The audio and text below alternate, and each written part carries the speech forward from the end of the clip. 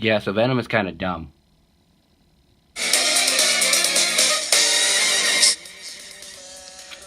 So I don't know if this is going to be a video or not. Of course, if someone's seeing it, then it may or may not be a video. It depends on how far I actually get in the editing process, and if I decide to just show it to someone randomly or whatever. Point is, I just wanted to make my views on this video made, or on this movie made, without really getting any other reviewer input, outside of my own personal thoughts. So I did watch like a small snippet of Cosmonaut Variety Hour, however you say his name. The first couple seconds where he basically said he didn't think it was good, but there are parts that he liked, and that's the extent to most reviews that I've already seen. So anyway, I for this movie, for the Venom movie, already there's kind of a problem in the mere premise alone. A standalone Venom movie with no ties to Spider-Man, which is entirely origin story without Spider-Man. It already has its own problems. Now, the debate has been on the internet of whether or not Venom can exist without Spider-Man, and could there be a compelling movie made about him without Spider-Man? I was actually in the minority to think it was possible, but I didn't think it was likely considering Sony's track record. So with this movie, one of the main problems I see right away is that it has really no focus. It tries to be like a demon possessed story while simultaneously being a fish out of water and a romance, and it really has a hard time keeping its focus. What I think they should have done is they should have kept a basic revenge plot, as in, Eddie Brock. If you haven't seen the movie already, this of course will contain spoilers, and I may be jumping around a little bit, so it might be easier if you've seen the movie to understand what I'm saying.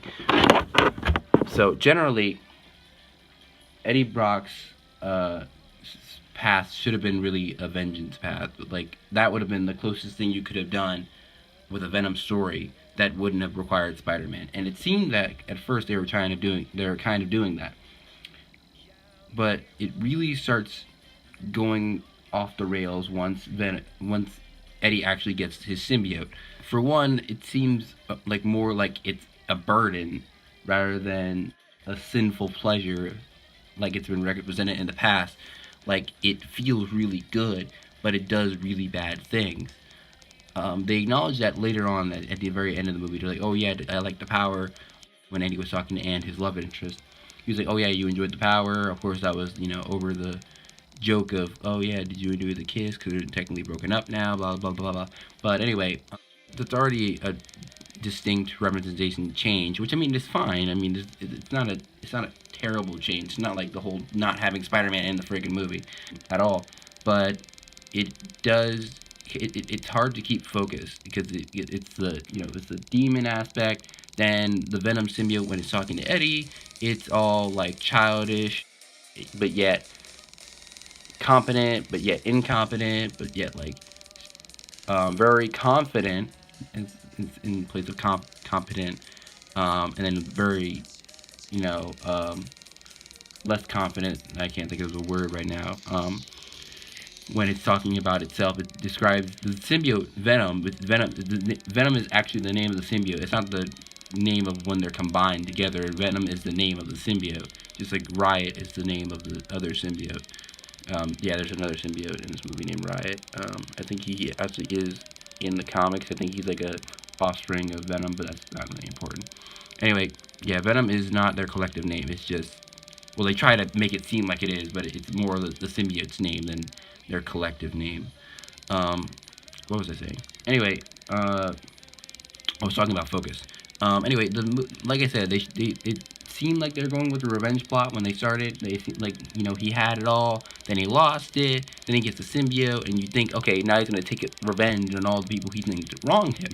But they don't really do that. He kind of just kind of keeps. He's on the run for most of the movie, and he never really has a goal throughout the whole movie. Like, he doesn't have a goal. Like, he's like, well, I mean, the closest thing he has is getting his girlfriend back, but she's more away in a romantic sense. She's not like kidnapped or anything like in Deadpool's movie.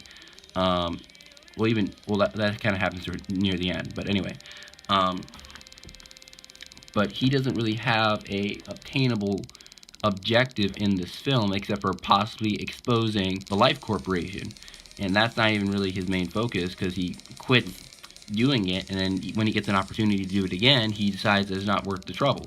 So Eddie, as a character, really has no driving motivations. Like, he doesn't want to be a hero, or he's not necessarily, looking at the symbiote as a chance to save people, really. I mean, maybe near the end he kind of does, but he really doesn't have the goal throughout the movie, and neither does the symbiote Venom.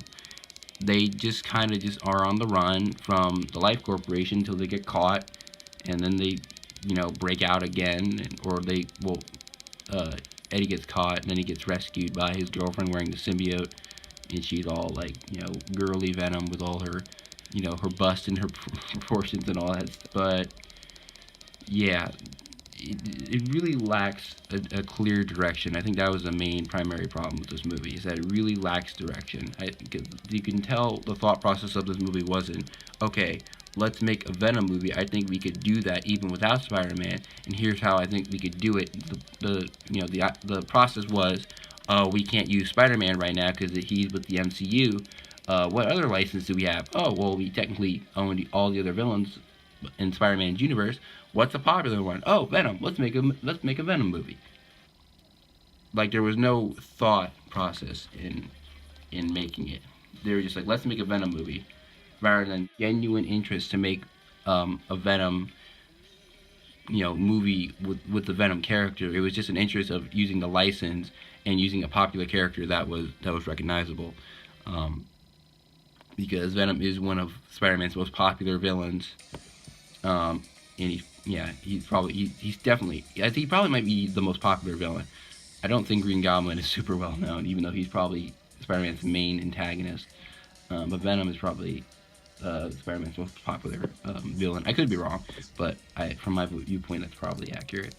But anyway, yeah, the main problem with this movie is it lacked a lot of focus, and I think that's what brought down its downfall, because you really didn't really have any connection to Eddie or the symbiote. You didn't really know much about him. He said he was a loser on his home planet, but like, what does that mean? Is there like how does the hierarchy work? Like, is it like tribalistic? Is it like based on a monarchy system where there's like kings and those are the most powerful, or then it whittles their way down to like a grunt? It's never really explained.